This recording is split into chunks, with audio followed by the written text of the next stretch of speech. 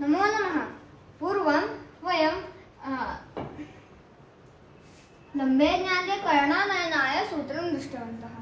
अद्य वयं प्रथमकर्णे ज्ञाते द्वितीयकर्णानयनाय सूत्रं द्रक्ष्यामः। तत्र अस्माभिः प्रथमः कर्णः तु सप्तसप्ततिः इति ज्ञातः।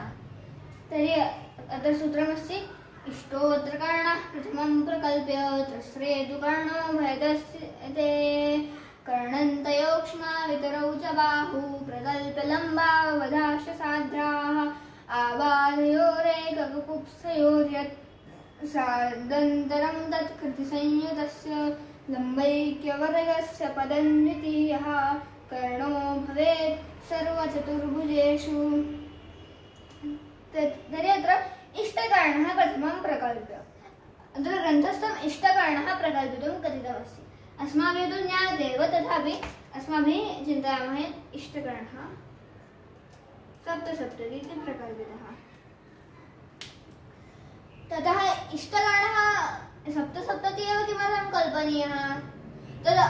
तस्य अग्रे सूत्रमस्ति तस्य कृते एव अस्ति। नाम सप्तसप्ततिः एव इति न, परं सप्तसप्ततिः इति किमर्थं? तयोः किञ्चित् द्वयम् अङ्कद्वयं भवति, तयोः मध्ये स्वीकर्तव्यं भवति। तत् किं भवति तद् अग्रिमपर्याये द्रक्ष्यामः। अधुना साधयामः। तर्हि अत्र इष्टोत्तरकर्णः प्रथमं प्रकल्प्य त्रस्रे तु कर्णो भेदः स्थिते। कर्णो भेदः स्थिते त्रस्रे तस्य क्ष्मा नाम भूमिः इति कर्णं प्रकल्प्य तथा इतरो बाहु प्रकल्प्य लम्बावधाः साध्याः इत्यत्र एवं अत्र एवं लम्बः भवति तथा अत्र एवं लम्बः भवति।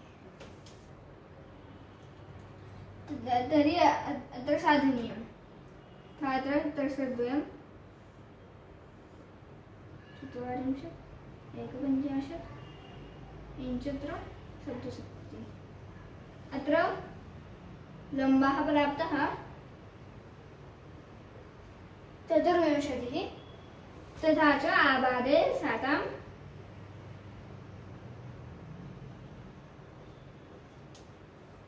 इति च आबाधे। तथैव अत्र द्वितीयस्मिन् त्रस्रे सप्तसप्ततिः इति कर्णः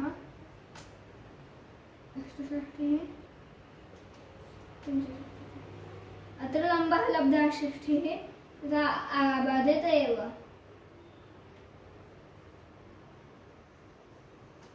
तस्य पुनः मेलनं कुर्मः चेत् अस्माभिः पुनः एवं पूर्णं चतुर्भुजं लब्धम्। अत्र लम्बौ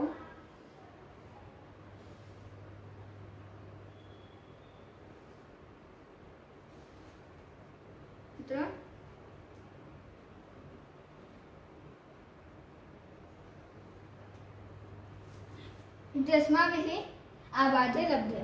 तर्हि एकककुप्सयोः आबाधयोः यद् अन्तरं स्यात् तत् लम्बैक्यवर्गस्य